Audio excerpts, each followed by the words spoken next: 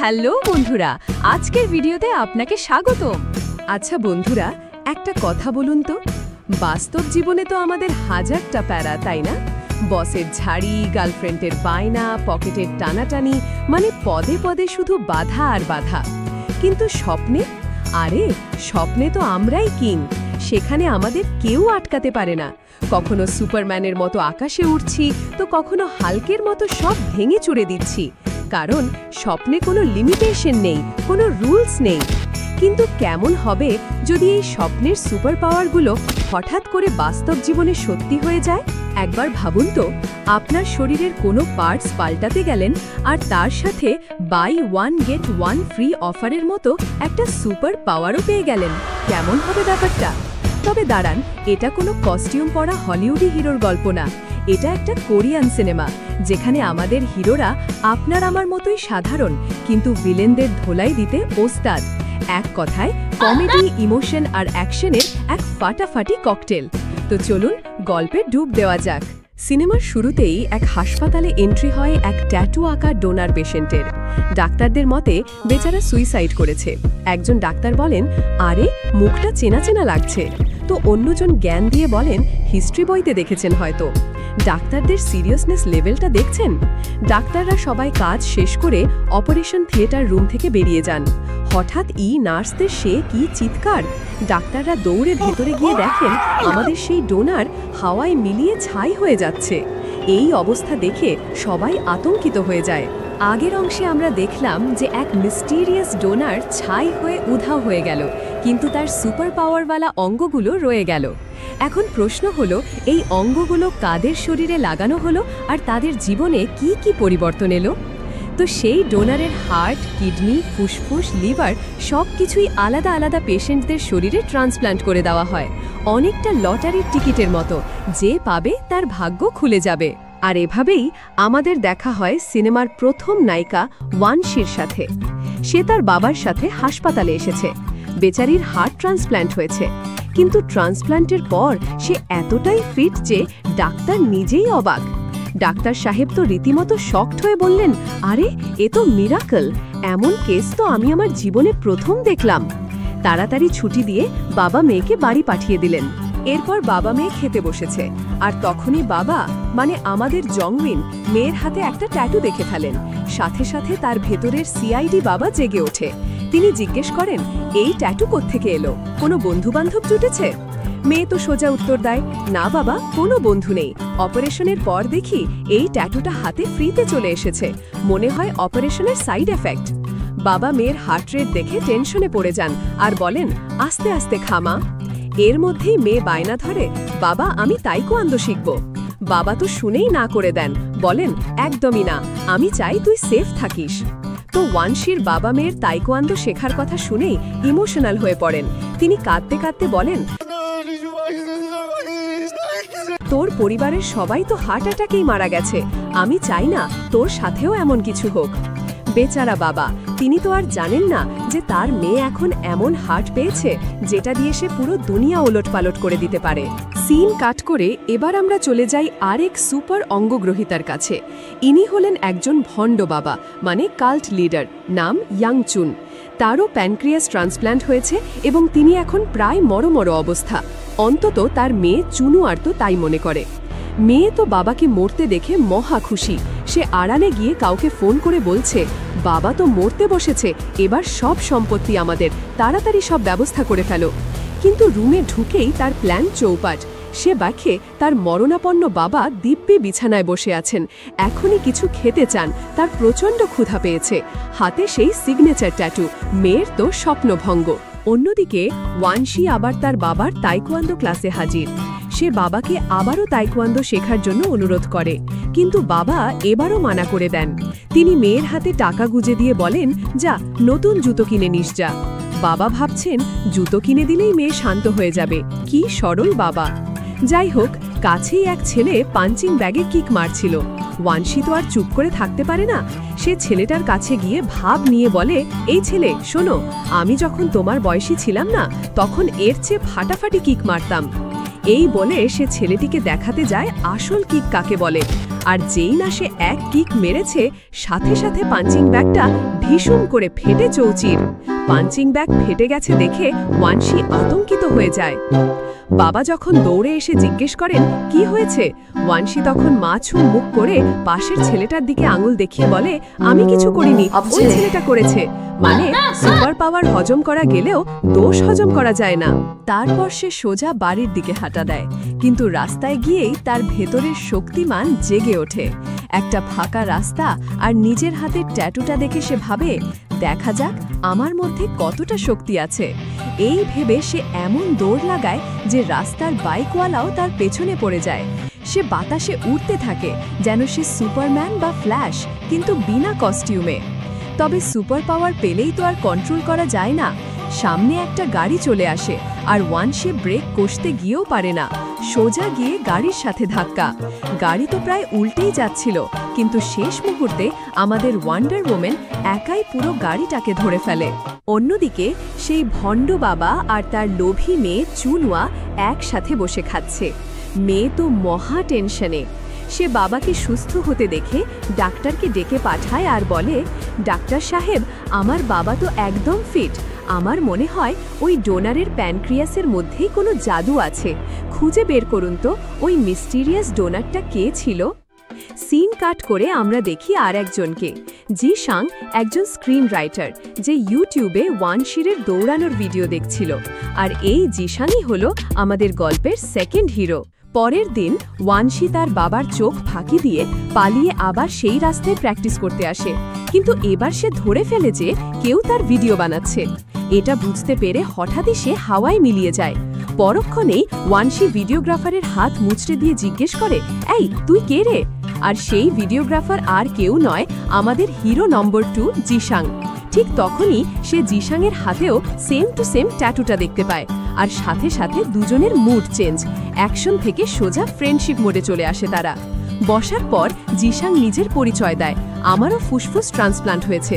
ওয়ানশি তো উৎসুক হয়ে জিজ্ঞেস করে, বাহ, তোর পাওয়ারটা কি? জিসাং তখন একটা ভাব নিয়ে মুখ দিয়ে বাতাস টেনে এমন এক ফু দেয় যে আশেপাশের সব জিনিসপত্র উড়ে গিয়ে লণ্ডভণ্ড হয়ে যায়, অনেকটা যেন ছোটবেলার সেই 3 গোয়েন্দার ফুয়ের মতো। জিসাং তখন পুরো ব্যাপারটা ব্যাখ্যা করে। সে বলে, দেখ, টোটাল 6টা অঙ্গ ট্রান্সপ্ল্যান্ট হয়েছিল, হার্ট, ফুসফুস, কিডনি, লিভার, কর্নিয়া আর প্যানক্রিয়াস। 2 জন তো আমরাই, মানে আরও 4 জন সুপারহিরো কোথাও লুকিয়ে আছে। আমাদের এখন তাদেরকে খুঁজে বের করতে হবে, অনেকটা অ্যাভেঞ্জার্স টিমের মতো। সিন কাট করে আমাদের দেখা হয় হিরো নম্বর 3 কিডংয়ের সাথে। সে হলো একজন বেকার, কিন্তু তার কর্নিয়া ট্রান্সপ্ল্যান্ট হয়েছে, আর তার পাওয়ারটা হলো সে ইলেকট্রিসিটি কন্ট্রোল করতে পারে, মানে সে হলো আমাদের দেশি ইলেকট্রো। এই পাওয়ার নিয়ে সে আর কিছুই করে না, সোজা জুয়ার আড্ডায় গিয়ে বসে, আর সেখানে নিজের পাওয়ার ব্যবহার করে রাতারাতি মালামাল হয়ে যায়। ভাই, একেই বলে পাওয়ারের সঠিক ব্যবহার। অন্যদিকে আমাদের ওয়ানশি দৌড় প্রতিযোগিতায় অংশগ্রহণ করে, আর এমন দৌড় দেয় রে ভাই, সে অনেকটা বিনা চ্যালেঞ্জই দৌড় প্রতিযোগিতায় ফার্স্ট হয়ে যায়। সে খুশিতে জিসাংয়ের কাছে এসে নাইক ব্র্যান্ডের ঘ্রাণ নিতে থাকে মনের আনন্দে, দেখ দেখ, আমি নতুন জুতো পেয়েছি, আমি এখন খুব খুশি। তো আমাদের হিরোদের মিষ্টি মুহূর্তের মাঝে যে ডেলিভারি মহিলা এসে হাজির হন, তার নাম সুনি। তিনি তার প্রোডাক্ট মানে দই বিক্রি করার জন্য বলছেন, আমারও তো কিছুদিন আগে কিডনি ট্রান্সপ্লান্ট হয়েছে, কিন্তু এই দই খেয়েই আমি একেবারে ফিট, আপনাদেরও ট্রাই করা উচিত। তখন হিরোরা তার হাত দেখার বাহানায় ট্যাটু খুঁজছিল, কিন্তু হাতে কিছুই পেল না। কিন্তু টুইস্ট তো অন্য জায়গায়। যখন সুনি তার ব্যাগ থেকে কিছু বের করার জন্য ঝুঁকেছিল, ওয়ানশি আর জিসাং তার ব্যাক সাইডে সেই সিগনেচার ট্যাটুটা দেখে ফেলে। বিঙ্গো, আরও একজন সুপার অঙ্গগ্রহীতা পাওয়া গেল। আর ঠিক সেই মুহূর্তে আমাদের জুয়ারি হিরো কিডং, যে কিনা তুড়ি বাজিয়ে ইলেকট্রিসিটি কন্ট্রোল করে, সে দূর থেকে সবকিছু পর্যবেক্ষণ করছিল। ওয়ানশি আর জিসাং তখন সুনিকে তাদের সুপার পাওয়ারের কথা বলে এবং জিজ্ঞেস করে, আচ্ছা, তোমার পাওয়ারটা কি? সুনি তো আকাশ থেকে পড়ে। তখন জিসাং হু দিয়ে তার পাওয়ার দেখিয়ে দেয় আবারও। তারপর সে বলে, আমার তো কোনো পাওয়ার নেই, তবে হ্যাঁ, আগের থেকে অনেক সুন্দরী হয়ে গেছি আর অনেক ফোন কলও আসে, হয়তো এটাই আমার পাওয়ার। মানে সিরিয়াসলি, সুন্দরী হওয়াটাও একটা সুপার পাওয়ার? যাই হোক, তারা যখন বাকিদের খোঁজার প্ল্যান করছিল ঠিক তখনই তুড়ি বাজাতে বাজাতে এন্ট্রি নেয় কিডং। সে এসেই সবার হাড়ির খবর ফাঁস করতে শুরু করে দেয়। কিন্তু যেই না সে জিসাংয়ের ব্যাপারে কিছু বলতে যাবে, জিসাং তাকে থামিয়ে দেয়। এই দেখে শুনি তো কিডংয়ের উপর ফিদা। সে বলে, কিডং তুমি কি ভালো, তুমি আমাদের টিমের ক্যাপ্টেন হও। আর এই কথা শুনেই জিসাং বিড়বিড় করে বলে ওঠে, মনে হচ্ছে আমরা আর্মি টিম, আমাদের আবার ক্যাপ্টেন। তার মেজাজ গরম হয়ে যায়। দুজনের মধ্যে শুরু হয়ে যায় তুমুল ঝগড়া, আমি লিডার হব না আমি হব নিয়ে। আরে ভাই, টিম তো পরের কথা, এখানে তো লিডারশিপ নিয়েই চুলোচুলি শুরু হয়ে গেল। শেষে কিডং রেগে মেগে সেখান থেকে চলেই যায়। অন্যদিকে তখন গল্পের ভিলেন মানে সেই ভণ্ড বাবা ইয়াংচুন তার আসল রূপ দেখাচ্ছে। তার এক বন্ধু তার কোম্পানি কিনতে এসেছিল, কিন্তু ইয়াংচুন মানা করে দেয়। দুজনের মধ্যে তর্কাতর্কি এমন পর্যায়ে পৌঁছায় যে ইয়াংচুন রেগে গিয়ে তার বন্ধুর গলা টিপে ধরে। আর ঠিক তখনই সে আবিষ্কার করে তার আসল সুপার পাওয়ার। সে দেখে তার বন্ধু মরে গেছে আর তার জীবন শক্তি সে নিজে শুষে নিয়েছে। আর এই সব কিছুর পেছনে রয়েছে সেই ট্যাটু। মানে ইয়াংচুনের পাওয়ার হলো সে অন্যের জীবন কেড়ে নিয়ে নিজে ইয়াং থাকতে পারে, অনেকটা যেন এনার্জি ড্রিঙ্কের মতো। অন্যের লাইফ শেষ করে নিজের যৌবন রিচার্জ করে। আর এই ভয়ঙ্কর দৃশ্যটা তার লোভী মেয়ে চুনওয়া দেখে ফেলে। ইয়াংচুন তখন তার পাওয়ার দেখানোর জন্য একটা জ্যান্ত গাছে হাত রাখে, আর সাথে সাথে গাছটা শুকিয়ে কাঠ হয়ে যায়। মানে এ তো দেখছি সাক্ষাৎ যমরাজ। সিন কাট করে এবার আমাদের দেখা হয় হিরো নম্বর 5 ইয়াকসুর সাথে। সে একটা ফ্যাক্টরির ম্যানেজার। সেখানে এক শ্রমিকের অ্যাক্সিডেন্ট হয়, কিন্তু ইয়াকসু তার কাছে গিয়ে নিজের হাত রাখতেই সেই শ্রমিক একেবারে পুরোপুরি সুস্থ হয়ে যায়। আর হ্যাঁ, ইয়াকসুর শরীরেও সেই সিগনেচার ট্যাটুটা রয়েছে। তার মানে আমাদের এই হিরোর পাওয়ার হলো হিলিং, মানে সে মানুষকে সুস্থ করতে পারে। তবে এই পাওয়ার ব্যবহারের পর তাকে প্রচুর পানি খেয়ে নিজেকে রিচার্জ করতে হয়, অনেকটা মোবাইল চার্জ দেওয়ার মতো। অন্যদিকে চুনওয়া তার বাবার এই ভয়ঙ্কর রূপ দেখে সোজা ডাক্তারের কাছে দৌড়ে যায়। সে ডাক্তারকে বলে, ডাক্তার আমি যা বলেছিলাম তাই সত্যি, ওই ডোনারের প্যানক্রিয়াসের মধ্যেই কিছু একটা সম্ভবত ছিল, এক্ষুনি খুঁজে বের করুন বাকি অঙ্গগুলো কাদের দেওয়া হয়েছে। আর এখান থেকেই শুরু হতে চলেছে আসল খেলা। অন্যদিকে তখন আমাদের হিরো জিসাং দূর থেকে ফু দিয়ে বাঁশি বাজিয়ে যাচ্ছে, মনে হচ্ছে কোনো প্রতিযোগিতায় অংশ নিবে। এর মাঝেই সে হাঁচি দেয় আর আমাদের নায়িকা ওয়ানশি উড়ে চলে যায়। জিসাং ওয়ানশিকে বোঝানোর চেষ্টা করে যে নিশ্চয়ই কোনো ভিলেন আছে, আর তাকে হারানোর জন্য আমাদের পুরো টিমকে এক হতে হবে। তাদের এই সিরিয়াস আলোচনার মাঝখানেই এন্ট্রি নেয় সুনি। সে খুব উত্তেজিত হয়ে বলে, বন্ধুরা আমি আমার সুপার পাওয়ার খুঁজে পেয়েছি।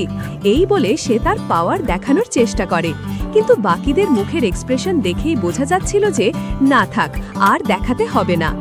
যাই হোক, তারা যখন ভাবছিল যে তাদের জুয়ারি হিরো কিডং এখনো কেন এলো না, ঠিক তখনই তিনজনের ফোনেই একসাথে মেসেজ আসে। কিডং একটা ঠিকানা পাঠিয়েছে। সে তার তুড়ি বাজানোর পাওয়ার ব্যবহার করে এক ক্লিকে সবাইকে মেসেজ করে দিয়েছে। এই মেসেজ পেয়ে প্রথমে সেখানে পৌঁছায় জিসাং। সে খুবই স্টাইল মেরে এন্ট্রি নেয়। গুন্ডারা তাকে দেখে জিজ্ঞাসা করার আগেই জিসাং এমন ভাব করে যেন কিছুই হয়নি, আর বলে, আরে টয়লেটটা কোন দিকে, খুব চাপ পেয়েছে। এই বলে সে সোজা ভেতরে চলে যায়। এরপর আসে ওয়ানশি আর সুনি। তারা কিডংকে ছেড়ে দিতে বলে, কিন্তু গুন্ডারা তো মানবেই না। আমাদের এই হিরো জুয়া খেলে যে টাকা হেরেছিল সেই টাকা আদায় করার জন্য গুন্ডারা তাকে ধরেছে। কিডং বলছিল, আরে ভাই টাকা তো দিয়ে দেব যখন হবে তখন। ঠিক সেই মুহূর্তে টয়লেট থেকে বেরিয়ে আসে জিসাং, আর ওয়ানশি কোনোভাবে তাকে দিয়ে এমন এক হাঁচি দেওয়ায় যে তার ফুসফুসের পাওয়ারের চোটে উপস্থিত সব গুন্ডারা হাওয়ায় উড়ে গিয়ে ছিটকে পড়ে। মানে হাঁচি দিয়েও দুনিয়া বাঁচানো যায়। কিন্তু বিপদ এখানেই শেষ নয়। বাইরে তখন ভিলেনের মেয়ে চুনুয়ার লোকেরা তাদের ধরার জন্য অপেক্ষা করছিল। আমাদের 4 হিরো কোনো মতে সেখান থেকে পালাতে থাকে, আর গুন্ডারাও তাদের পিছু নেয়। শেষ পর্যন্ত ওয়ানশি সবাইকে সুনির গাড়িতে বসিয়ে সেখান থেকে পালিয়ে যায়। এ তো দেখছি পুরো ফাস্ট অ্যান্ড ফিউরিয়াসের কোরিয়ান ভার্সন। ওয়ানশি তার সুপার স্পিডে গাড়ি চালাচ্ছিল, পেছনে গুন্ডা আর তার পেছনে ভিলেনের মেয়ে চুনুয়ার লোকেরা, যারা পুরো ঘটনার ভিডিও বানাচ্ছিল। মানে লাইভ অ্যাকশন মুভি চলছে। এর মধ্যেই জিসাং তুড়ি মেরে ভিলেনদের গাড়িতে ভিডিও মিউজিক চালিয়ে দেয়, যাতে তাদের থেকে দ্রুত আড়ালে সরে যাওয়া যায়। সামনে হাইওয়েতে ক্রসিং দেখে জিসাং আবারও তুড়ি মেরে সিগন্যাল কন্ট্রোল করে ফেলে। এ যাত্রায় ও তারা রক্ষা পায়। সামনের রাস্তায় বাঘ আসতেই ওয়ানশি ফাস্ট অ্যান্ড ফিউরিয়াস স্টাইলে বাঘ কাটিয়ে চলে যায়। ভিলেনরা আবার ওখানে আটকা পড়ে যায়। কিন্তু এই বিপজ্জনক চেজের মাঝখানেই ওয়ানশির কাছে তার বাবার ফোন আসে, আর যেই না সে ফোনটা ধরেছে অমনি গাড়ির নিয়ন্ত্রণ হারিয়ে ফেলে। বাকি হিরোরা তো গাড়ির সাথে ছিটকে গিয়ে catch me if you can খেলতে শুরু করে। মুভির এই দৃশ্যটা খুবই মজার ছিল। ওয়ানশি তখন আর কি করবে? সে তার আসল সুপার গার্ল পাওয়ার ব্যবহার করে উড়ে গিয়ে বাকিদেরকে বাঁচিয়ে নেয়। গুন্ডারও হাজারো তাদের গাড়ি থামাতে বললে তারা থামায় না, উল্টো জিসাং মুখ দিয়ে একভাবে ফু দিয়ে দড়ি ছুটতে থাকে গুন্ডাদের গাড়ির দিকে লক্ষ্য করে, ফলে তারা পালিয়ে যায়। গুন্ডারা পালালে তারা হাঁ করে তাকিয়ে থাকে, আরে গেল কোথায় এরা সব? কিন্তু কাহিনী এখানেই শেষ নয়। তাদের গাড়িটা সোজা একটা রেস্তোরাঁর ভেতরে ঢুকে পড়ে। ওয়েটার তো চোখ বড় বড় করে তাকিয়ে আছে, আর আমাদের হিরোরা এমন একটা ভাব করে যেন কিছুই হয়নি। তারা মেনু কার্ড হাতে নিয়ে বলে, এক্সকিউজ মি, অর্ডারটা নেওয়া যাবে? মানে কনফিডেন্স লেভেলটা দেখেছেন? রাতে যখন সবাই বাইরে আসে তখন শুরু হয় আসল ড্রামা। জিসাং কিডংকে দোষ দিয়ে বলে, আজ যা কিছু হয়েছে সব তোর জন্য। কিডংও ছেড়ে দেওয়ার পাত্র নয়। সে জিসাংয়ের বোল খুলে দিয়ে বলে, তুই তো একটা চোর, বন্ধুর লেখা চুরি করে 2 বছর ধরে হিরো হওয়ার চেষ্টা করছিস। রেগে গিয়ে জিসাং কিডংকে চড় মেরে বসে। দুজনের মেজাজি সপ্তমে চড়ে যায়। সে তার পাওয়ার ব্যবহার করে এক তুড়িতে জিসাংয়ের ব্যাংক অ্যাকাউন্ট থেকে সব টাকা গায়েব করে দেয়, মানে ডিজিটাল চুরি। জিসাং তো রেগে গিয়ে তাকে মারতে যায়, কিন্তু ওয়ানশি তাকে থামিয়ে বলে, আরে কি করছো, আমরা তো বন্ধু। আর তখনই জিসাং তার আসল রূপ দেখায়। সে ওয়ানশিকে বলে, কে বন্ধু? আমরা বন্ধু নই, আমি তো শুধু তোমার ওপর দয়া করে বন্ধু সেজেছিলাম। আর এই একটা ডায়লগেই ওয়ানশির মনটা ভেঙে চুরমার হয়ে যায়। দুই নায়কের ভেতর শুরু হয় মজার এক মারামারি, আর এই মারামারিতেই শুনি আঘাত পায়। তারা সবাই যার যার পথে ফিরে যায়। তো জিসাংয়ের সেই হৃদয় বিদারক ডায়লগ শুনে ওয়ানশির মনটা ভেঙে যায়। সে তার বাবার ট্রেনিং সেন্টারে বসে কাঁদছিল, আর তখনই তার বাবা এসে জিজ্ঞেস করেন, কিরে কোথায় ছিলি সারাদিন, বন্ধুদের সাথে ছিলি নাকি? আর এই বন্ধু শব্দটা শুনতেই ওয়ানশির রাগ সপ্তমে চড়ে যায়। সে চিৎকার করে বলে, আমার কোনো বন্ধু নেই। এই বলে সে হু হু করে কাঁদতে থাকে। আমি একটা অকেজো মানুষ, আমার কোনো বাবারও দরকার নেই, আপনি থাকলে আমার দম বন্ধ হয়ে আসে। এই বলে সে সোজা সেখান থেকে চলে যায়। মানে সুপার হিরোদেরও ফ্যামিলি ড্রামা থাকে। সিন কাট করে আমরা দেখি সুনিকে, যে হাসপাতালে একজন লোকের দেখাশোনা করছিল। কিন্তু বাইরে আসতেই সেই লোকের স্ত্রী তাকে থামিয়ে বলে, তুমি তো প্রায় 2 লোককে মেরেই ফেলেছিলে, এখন আমার স্বামীর সেবা করে ভালো সাজতে চাইছো? আমি তোমার জায়গায় থাকলে তো লজ্জায় মরে যেতাম। বেচারি সুনি, ভালো করতে গিয়েও কথা শুনতে হলো।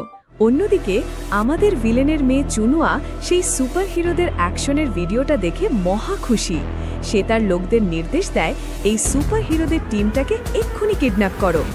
পরের দৃশ্যে জিসাং তার ভুল বুঝতে পেরে ওয়ানশির কাছে ক্ষমা চাইতে আসে।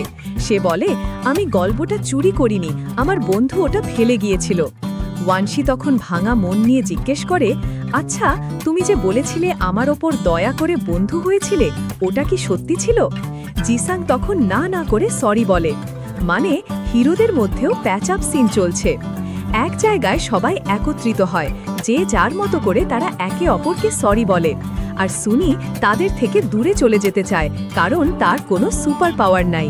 ও চলে যাবে দেখে সবারই মন খারাপ হয়। কিন্তু তাদের এই ইমোশনাল ড্রামার মাঝখানে হঠাৎ করে কাছাকাছি একটা ফ্যাক্টরিতে বিকট বিস্ফোরণের শব্দ হয়। ফ্যাক্টরির ভেতরে আগুন লেগেছে, আর ভেতর একটা লোক আটকা পড়ে গিয়েছে। তখন ইয়াকসু তাকে বাঁচানোর চেষ্টা করেও পারছিল না। আর ঠিক তখনই অ্যাভেঞ্জার্স অ্যাসেম্বল স্টাইলে আমাদের বাকি হিরোরা সেখানে এসে হাজির। ওয়ানশি এক লাথিতে প্রথম দরজাটা ভেঙে ফেলে, কিন্তু সামনে আরও একটা দরজা। এবার সে আর পারছিল না। আর তখনই আমাদের ইলেকট্রো হিরো কিডং তার ম্যাজিক দেখায়। সে এক তুড়ি বাজাতেই দ্বিতীয় দরজাটাও আনলক হয়ে যায়। একেই বলে টিম ওয়ার্ক। কিন্তু কিডং ভেতরে যেতে রাজি হয় না, কারণ সে ভীরু, সে ড্রামের আড়ালে লুকায়। তখনই এন্ট্রি হয় আমাদের আর এক হিরো জিসাং। তার হিলিং পাওয়ার খুবই বেশি। সে ঢুকে যায় গ্যাসের ভেতরে থাকা লোকটাকে বাঁচানোর জন্য। তারা ভেতরে ঢুকে লোকটাকে বাঁচিয়ে বাইরে নিয়ে আসে, কিন্তু লোকটা তখনও আহত ছিল। আর তখনই ইয়াকসু সবার সামনে তার হিলিং পাওয়ার ব্যবহার করে লোকটাকে পুরোপুরি সুস্থ করে তোলে।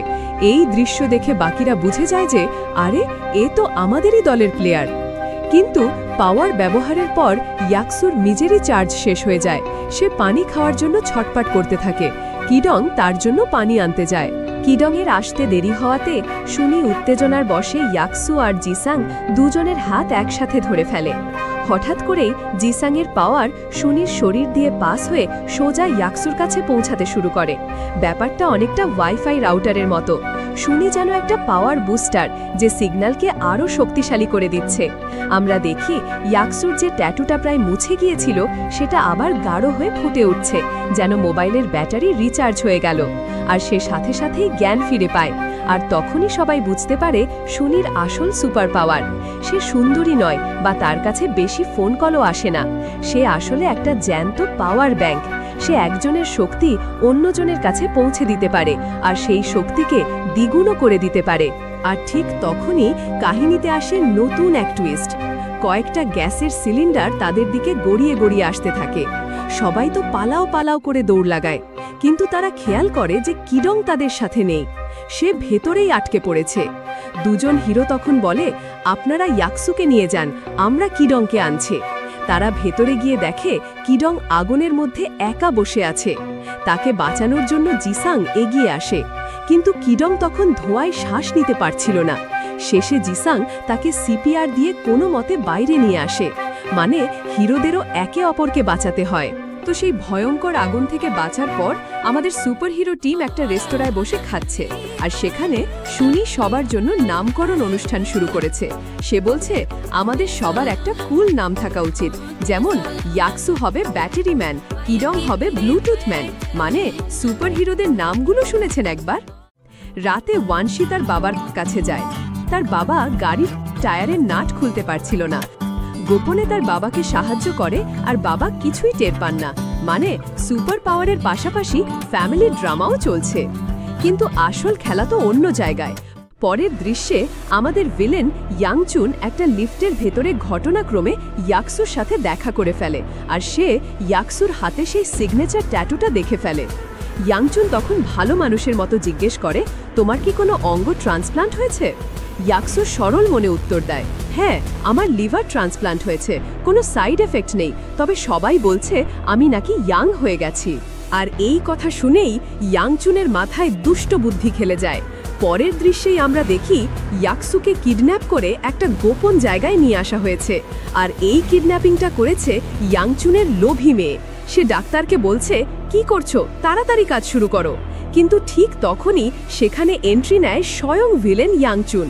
সে ইয়াকসুর হিলিং পাওয়ারটা নেওয়ার চেষ্টা করে, কিন্তু পারে না। তখন সে পাশের এক বেচারি নার্সকে ধরে তার জীবন শক্তি শুষে নেয় এবং ডাক্তারকে বলে, এবার সার্জারি শুরু করো। তবে ভিলেন হলেও তার মাথায় বুদ্ধি আছে। সে ডাক্তারকে বলে, পুরো লিভারটা বের করবে না, একটা ছোট টুকরো রেখে দেবে, যাতে ওটা আবার নতুন করে গজাতে পারে। মানে ভিলেনের প্ল্যানটা দেখছেন? সে ইয়াকসুকে একটা লিভার ফার্ম বানিয়ে রাখতে চায়, যাতে সে বারবার তার পাওয়ার ব্যবহার করতে পারে। এ তো দেখছি চূড়ান্ত লেভেলের ভয়ঙ্কর প্ল্যান। তো ভিলেন যখন ইয়াকসুর লিভার নিয়ে নিজের পাওয়ার বাড়াচ্ছে, তখন তার লোভী মেয়ে চুনওয়া তার লোকদের অর্ডার দেয়, বাকি সুপার হিরোদেরও এক্ষুনি ধরে নিয়ে এসো। আর পরের দৃশ্যেই আমরা দেখি আমাদের ব্লুটুথ ম্যান, ট্যাঙ্ক ম্যান আর সুন্দরী হিরোইন সবাই কিডন্যাপড। এরপর গুন্ডারা আসে আমাদের মেন হিরোইন ওয়ানশিকে ধরতে, কিন্তু সে তখন তার বাবার সাথে ছিল। গুন্ডারা ওয়ানশিকে নিতে এলে বাবা তো দাবাং স্টাইলে সামনে এসে দাঁড়ান। তিনি বলেন, তোমরা জানো না আমি কে? আমি তাইকোয়ান্দো চ্যাম্পিয়ন, আমার মেয়েকে নিয়ে যাবে, এত সহজ? এই বলে তিনি একাই গুন্ডাদের সাথে লড়তে যান। কিন্তু চ্যাম্পিয়ন হলেও বয়স তো হয়েছে। প্রথমে তিনি কিছুই করতে পারছিলেন না, কিন্তু হঠাৎ করেই তিনি দেখতে পান যে তিনি একাই গুন্ডাদের মেরে ধুলিসাৎ করে দিচ্ছেন। তিনি তো নিজেই অবাক। কিন্তু আসল কাহিনী তো পেছনে। আমরা দেখি ওয়ানশি তার সুপার স্পিড ব্যবহার করে সবার অলক্ষ্যে তার বাবাকে সাহায্য করছে। বাবা যখনই মারতে যাচ্ছেন, ওয়ানশি পেছন থেকে এসে গুন্ডাদের পিটিয়ে দিচ্ছে। মানে বাবা ভাবছেন তিনি ব্রুসলি হয়ে গেছেন, কিন্তু আসল খেলোয়াড় তো তার মেয়ে। যাই হোক, আমাদের সব হিরোরাই ধরা পড়ে যায় এবং তাদের লকারের ভেতরে বন্ধ করে রাখা হয়। অন্যদিকে চুনওয়া সেই সার্জারি করা ডাক্তারের সাথে ঝগড়া করছে। সে বলছে, তুমি তো আমার লোক ছিলে, এখন আমার বাবার কথা শুনছো কেন? ডাক্তার তখন একটা ভাব নিয়ে উত্তর দেয়, কারণ তোমার বাবা আমাকে নোবেল প্রাইজ দেওয়ার কথা দিয়েছে। মানে নোবেল প্রাইজের জন্য ডাক্তারও ভিলেনের দলে, বুঝুন অবস্থা।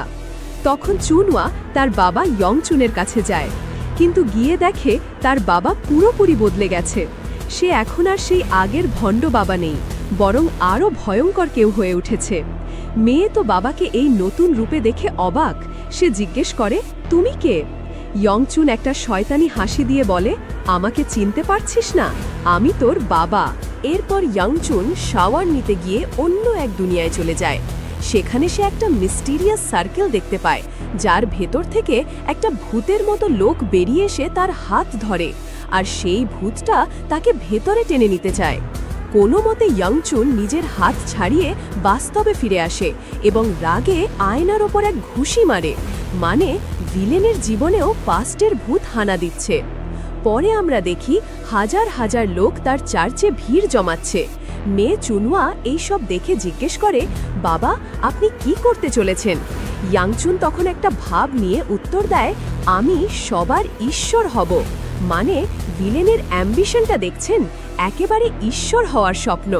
এরপর সে নিচে তার পুরনো লোকদের কাছে আসে, কিন্তু তারা তাকে নতুন চেহারায় চিনতে না পেরে তার উপরই আক্রমণ করে বসে। কিন্তু ইয়াংচুন এখন আগের চেয়ে অনেক বেশি পাওয়ারফুল। সে একাই তার পুরনো সমস্ত লোককে মেরে ধূলিসাৎ করে দেয় এবং প্রমাণ করে দেয় যে সেই এখন আসল বস।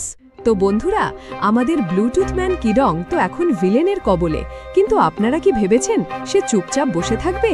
আরে না, তার হাত বাঁধা তো কি হয়েছে, সে তার নতুন ট্যালেন্ট মানে পা দিয়ে তুড়ি মারা শুরু করে দিয়েছে। আর এই লেগ স্ন্যাপ টেকনিক ব্যবহার করে সে একটার পর একটা কাণ্ড ঘটিয়ে চলেছে।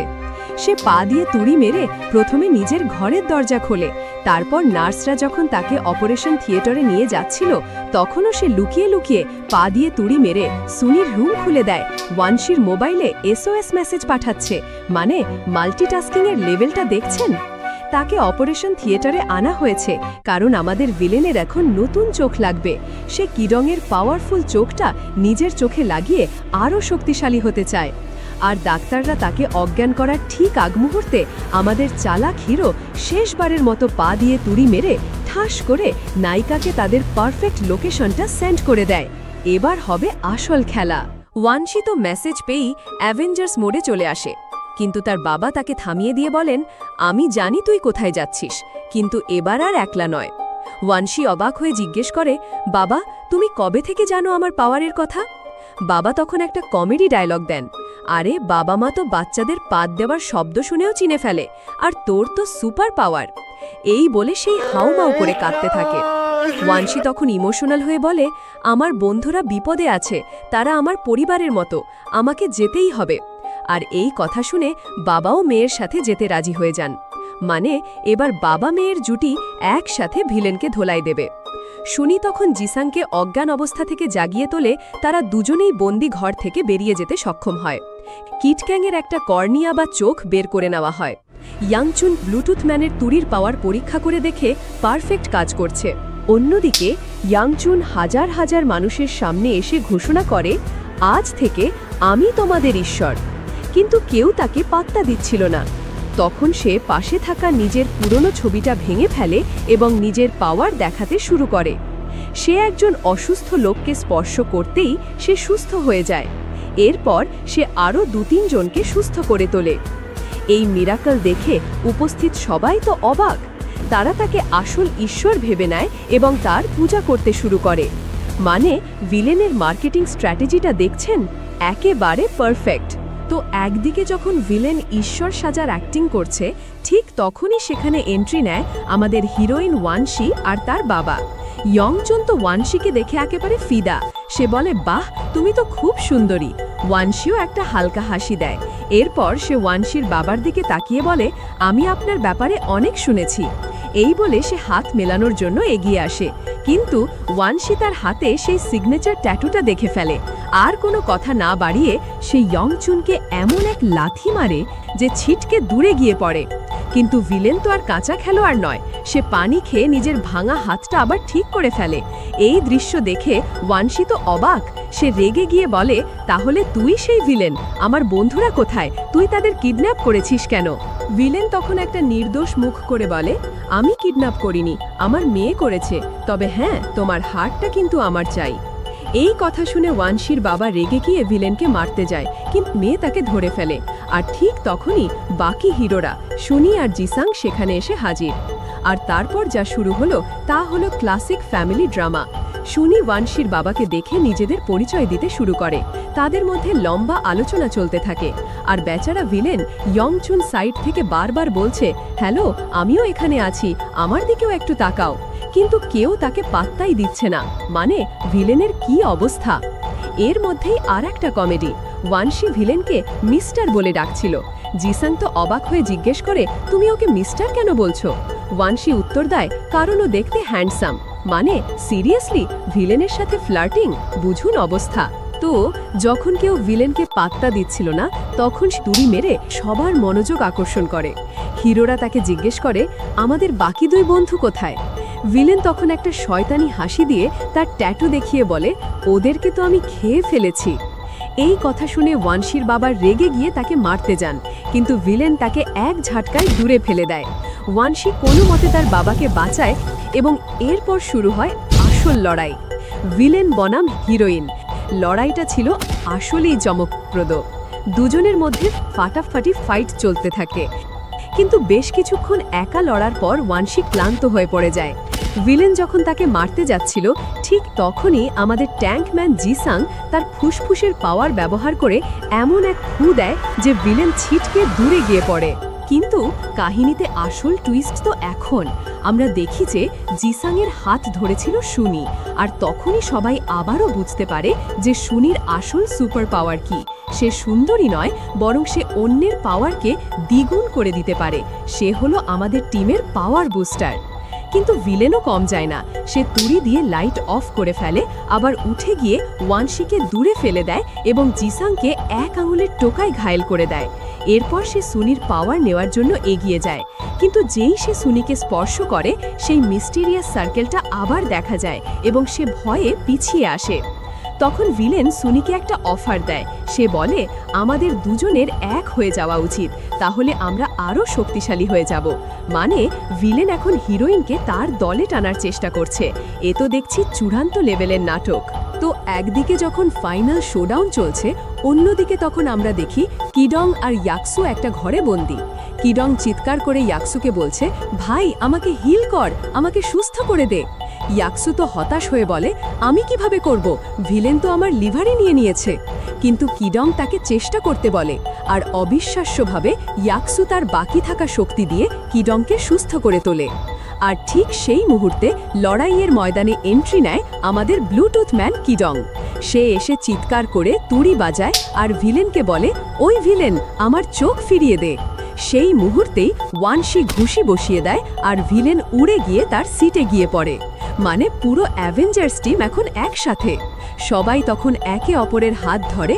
জিসাংয়ের হুঁশ ফিরতেই ওয়ানশি তার দিকে তাকিয়ে একটা সিটি বাজায়, যেন বলছে, এখন দেখাও তোমার পাওয়ার। জিসাং তখন এমন এক ফু দেয়, সে এক লাথিতে ভিলেনকে ফ্যাক্টরির ভেতরে নিয়ে যায়, আর সেখানে শুরু হয় দ্বিতীয় রাউন্ডের লড়াই। কিডং বারবার তুড়ি বাজিয়ে ভিলেনকে ইলেকট্রিক শক দিচ্ছিল, কিন্তু ভিলেন প্রত্যেকবার বেঁচে যাচ্ছিল। এরপর ভিলেন সুনির পাওয়ার নেওয়ার জন্য এগিয়ে আসে। ওয়ানশি তাকে পেছন থেকে আটকাতে যায়, কিন্তু ভিলেন তাকে ধরে ফেলে এবং তার গলা টিপে ধরে। ওয়ানশির মুখ থেকে রক্ত বের হতে শুরু করে। ভিলেন যখন সুনিকে স্পর্শ করতে যায়, তখন সে দেখে যে পুরো টিম একে অপরের হাত শক্ত করে ধরে আছে। তারা কোনোভাবেই সুনির হাত ছাড়ছে না। মানে হাম সাথ সাথ হ্যায়ের সুপার হিরো ভার্সন। তারা প্রমাণ করে দেয় যে একতাই আসল শক্তি। এর ফলে ভিলেনের হাতের ট্যাটুর অর্ধেকটা মুছে যায়, তার শক্তি কমে যায়।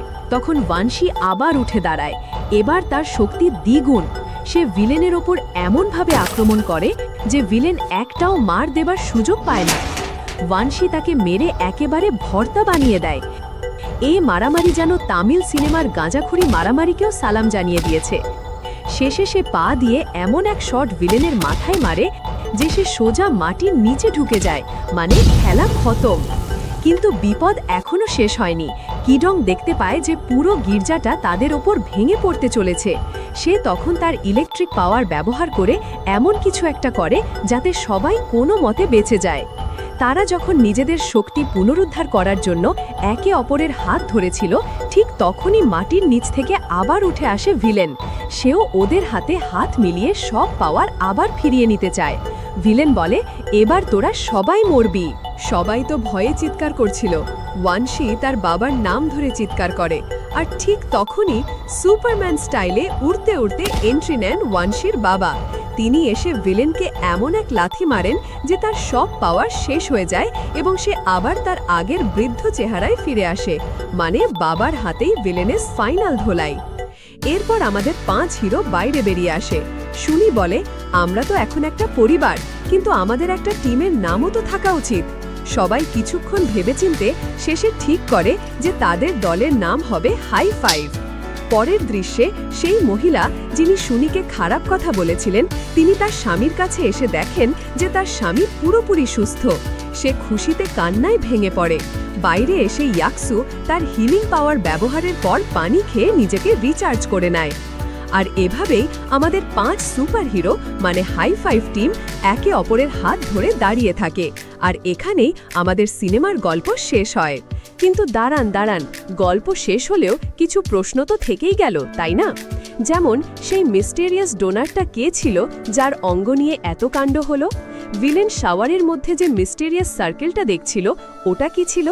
আর সেই সার্কেলের ভেতর থেকে যে ভূতের মতো লোকটা বেরিয়ে আসছিল, সেই বাকে? এই সব প্রশ্নের উত্তর কিন্তু সিনেমাতে দেওয়া হয়নি, মানে ডিরেক্টর সাহেব আমাদের জন্য একটা বড়সড় সাসপেন্স লিখে দিয়েছেন। সম্ভবত এই রহস্যগুলোর সমাধান জানার জন্য আমাদের সিনেমার পার্ট 2 এর জন্য অপেক্ষা করতে হবে। তো বন্ধুরা, এই ছিল আমাদের আজকের সিনেমা হাই ফাইভের এক্সপ্লেনেশন। আশা করি আপনাদের মজা লেগেছে। ভিডিওটি ভালো লাগলে একটা লাইক দিয়ে দেবেন আর চ্যানেলটা সাবস্ক্রাইব করতে ভুলবেন না কিন্তু। খুব শীঘ্রই দেখা হবে অন্য কোনো নতুন সিনেমার মজাদার এক্সপ্লেনেশন নিয়ে। ততদিন পর্যন্ত ভালো থাকবেন, সুস্থ থাকবেন। বিদায়। এই ভিডিওতে ব্যবহৃত সমস্ত ফুটেজ শুধুমাত্র শিক্ষামূলক এবং বিশ্লেষণমূলক উদ্দেশ্যে ব্যবহার করা হয়েছে।